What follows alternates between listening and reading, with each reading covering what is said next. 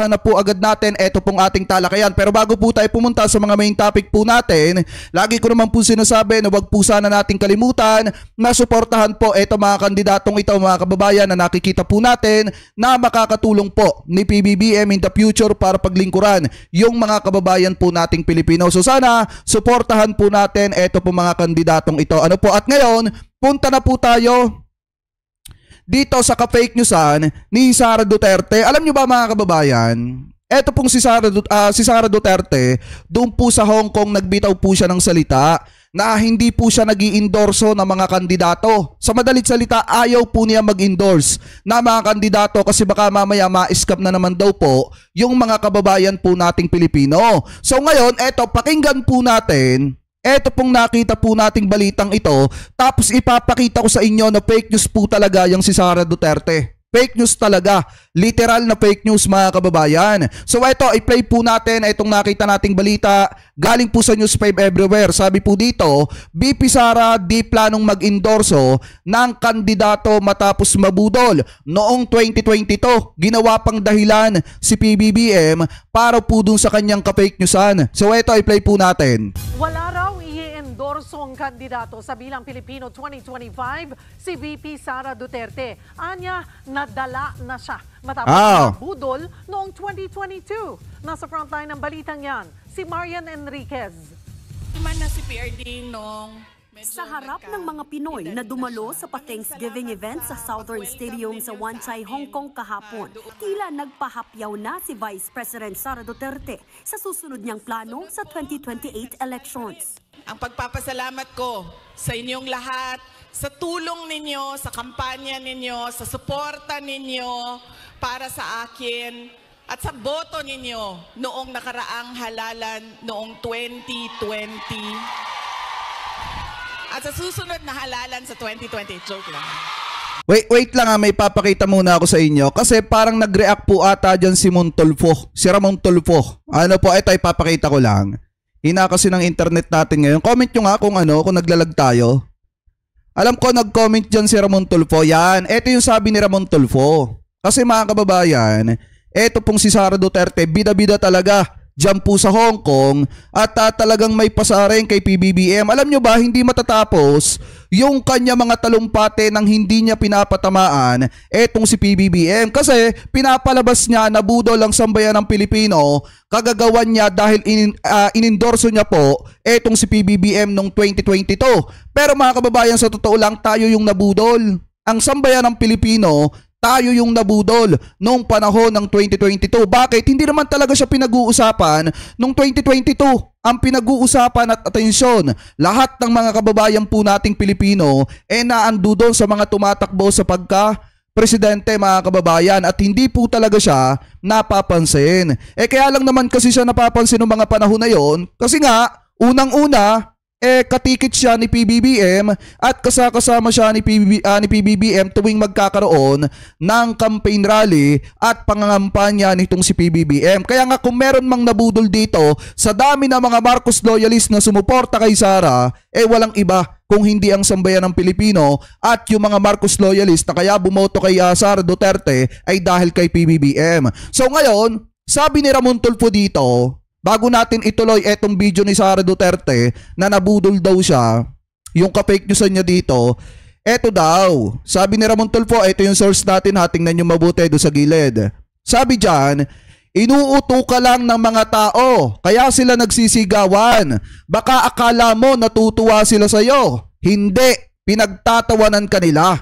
Parang yung loko-loko na sumasayaw sa kalye at pinapalakpakan ng mga taong walang magawa. Kawawa ka naman. Inday, di mo alam na niloloko ka nila. Kaya nga kung titingnan nyo mga kababayan, di ba nung nagkwento si Sara Duterte, nagkwento po siya patungkol dun sa kanyang tatay. Tapos kinwento niya yung kahalagahan ng edukasyon na ipinamulat daw sa kanya ng kanyang ama. Kahit hindi katawa-tawa, nagtatawanan yung mga tao. Kasi nga naman, siguro hindi alam ni Sara Duterte, inuuto lang siya nung ibang mga naandya dyan na nakikinig sa kanya. Akala niya pinapakinggan siya at natutuwa sa kanya kaya tumatawa at nagsisigawan yung iba. Hindi niya alam, tama yung sinabi ni Ramon Tulfo dito inuuto lang siya. Diba mga kababayan? Anyway, eto balik tayo dito ulit.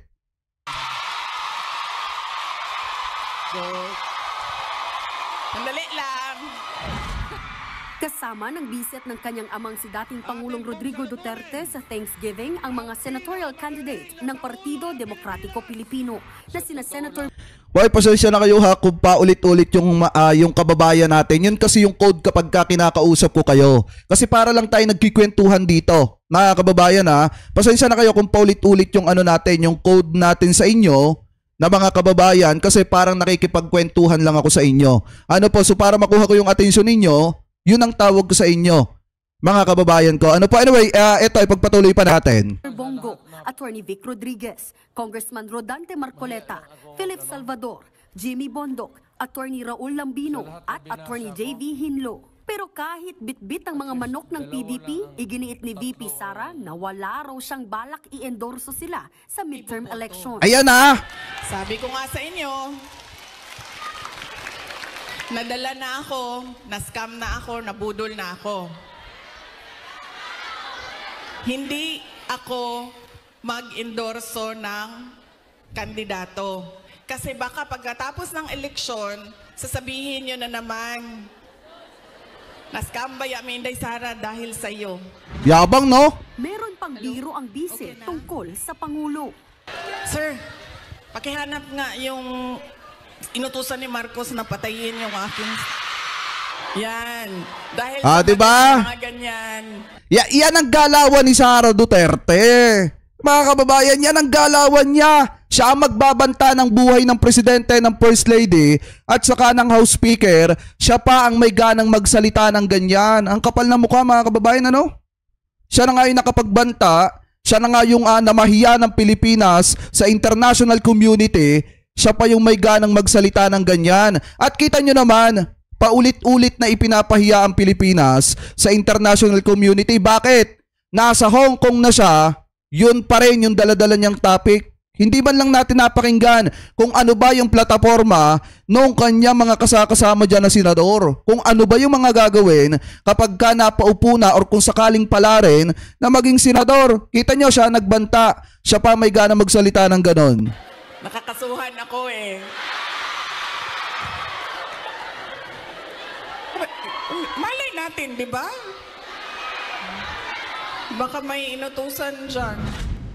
Isa sa 7 Yan! articles of impeachment laban kay VP Sara ang pag-amin niyang may inutusan na raw siyang pumatay. Diba? Sa kung may mangyari sa Very good sa akin ng News 5. Tama-tama yung pagkakagawa ng ng balitang ito. Tama-tama. Kasi hindi naman pwedeng siya lang yung magmamalinis. Hindi naman pwede na siya lang yung magpapaawa publicly. Kasi ang pinalalabas nila, ang Marcos administration yung may banta sa buhay ni Sara Duterte. Kaya tama lang na ipakita natin sa taong bayan yung ganitong klase ng pagbabanta ni Sara para naman na hindi maligaw at malito yung mga kababayang Pilipino po natin. Ngayon ipagpatuloy pa natin. Sa kanya. Kaya ang palasyo agad pumalag sa mga tirada ng bise. Oh! Itinigil nilang na-scam si VP Sara sa pag-endorso sa Uniteam. Hindi rin daw Uniteam ang nagplano na gumawa ng masama. Is it not the other way around? Hindi naman po siguro inakala din ng miyembro o ng mga miyembro ng Uniteam na mabilis magagastos ni VP Sara yung 125 million pesos na confidential funds in just 11 days. Hindi rin po din siguro inisip ng Uniteam noon na siya may mga kakilalang assassin. Di ba? Ng palasyo, wag daw sanang pabiktim ang bise sa mga OFW. Sa gitna naman ng maugong na posibleng pagpapaaresto ng ICC sa kanyang ama, matatandang idinawit din si VP Sara ng self-confessed hitman na si retired police officer Arturo Las Cañas ng Davao Death Squad sa Oplan Tokhang noong mayor pa siya noong 2010. Sa Article 5 ng impeachment complaint laban kay Vice President Sara Duterte, nag-commit umano ang bise ng murder at conspiracy to commit murder dahil umano sa malawakang patayan sa kanilang syudad sa pagpapatuloy ng EJ case ng Davao Death Squad. Tama! Para sa mga tatayong House prosecutors, malakas ang ebidensya nila. Meron pong testimonial evidence na si Las Cañas. So, may direct evidence na nagpapatotoo po nito. Sakali mang ipatawag din ang bise sa ICC, hindi naman daw ito makaaapekto sa impeachment trial dahil pwede namang humarap lang ang bise kung ipatatawag siya ng impeachment court. Babalita mula sa Frontline, Marian Enriquez, News 5. So yan, sinasabi dito ni Sara Duterte, hindi na daw siya mag-i-endorso ng kandidato. Di ba sinabi niya dito sa kanyang talumpati sa Hong Kong na kahit kasama nila yung mga tumatakbong senador, hindi na daw po siya mag-i-endorso kasi nga baka daw po ma-scam siya katulad ng nangyari noong 2022. At alam naman nating lahat kung sino yung pinapatamaan niya, walang iba kung hindi si PBBM na running mate niya noong 2022. Ngayon, pagkatapos niya magsalita dyan, paano yon? Na-interview po siya at eto mga kababayan yung nakita natin. Yan bang hindi mag-i-endorso? Pagkatapos niyang magbigay ng speech or bago pa lamang siya magbigay ng speech, dito mga kababayan, meron na pong video na kumakalat, March 8 po ito ipinost, na kung saan ini-endorso po ni Sara Duterte etong si Kibuloc sa pagkasenador. At hindi lang yan, kung matatandaan nyo, di ba may video silang dalawa ni Bato de la Rosa na campaign ads ni Bato de la Rosa na ini-endorso po niya. Etong si Bato de la Rosa, yan ba yung ayaw mag-endorso? Di ba fake news? Ngayon ipagpatuloy pa natin. Ma'am VP, bakit po natin kailangan iboto si... Tsaka mga kababayan, take note ha, yung pagkakasalita ni Sara Duterte dito, hindi ba na-offend si Robin Padilla? Bakit? I-play pa natin. Pastor sa 2025. Yes, oo. Sabi ko nga, unang-una, huwag ibenta ang boto. Sa pangalawa, tingnan natin kung ano yung mga pangako ng tao, no, at naibigay ba niya yun, no? And then pangatlo ay hindi dahil sikat iboto natin. Nako! Hindi dahil galing sa dinasiya iboto natin. Tingnan natin ang kandidato. Tingnan natin si Pastor Kibuloy at kung anong madadala niya at may tutulong niya para sa bansa. Oh, ayan. Di ba mga kababayan, hindi ba pag-i-endorso yan? Akala ko ba ayaw niya mag-endorso? Bakit ini-endorso niya etong si Kibuloc? Tapos pasimple niya pang pinapatamaan yung katulad ni Robin Padilla dito. Di ba nga sabi niya wag daw boboto ng kandidato hindi porkit sikat? Paano ba nanalo etong si Robin Padilla? Dahil artista siya at sikat siya. At kaya siya pinagkatiwalaan ng sambayan ng Pilipino, nangako siya ng matindi sa mga kababayan natin na kapag siya naging senador, gagawin niya ang lahat na makakaya niya para maisulong yung federalism. Ano nangyari? Pangako na lang, hanggang pangako na lang. Hindi nga natin alam mga kababayan kung may naipagawa ba siyang batas or kung may nagawa ba siyang batas. May naisabatas ba siya? Kasi ang pagkakaalam ko, parang ang mga nagawa lang ni Robin Padilla, naging co-author lang siya nung mga kasamahan niyang senador na nagpasa ng batas. Pero yung sarili po niyang batas parang wala pa siyang nagagawa. Kaya nga kung tutusin, sayang lang talaga ang boto ng sambayan ng Pilipino sa mga katulad ni Robin Padilla. Kaya nga wag din yung ibuboto itong si Philip Salvador kasi wala pong gagawin niyang mga yan di umano sa Senado. Anong gagawin ng mga yan sa Senado kung hindi naman sila marunong magtrabaho ng gawain ng isang senador? Anong gagawin ng mga yan sa Senado kung wala naman silang alam sa paggawa ng batas? Di ba mga kababayan? Kaya wag nyo nang iboboto yung mga yan, lalo na etong ini-endorso ni Sara Duterte. Kasi nga nagbitaw na siya ng salita Hindi siya mag-i-endorso at ayaw niya mag-endorso kasi baka ma-scam daw siya katulad nung nangyari noong 2022.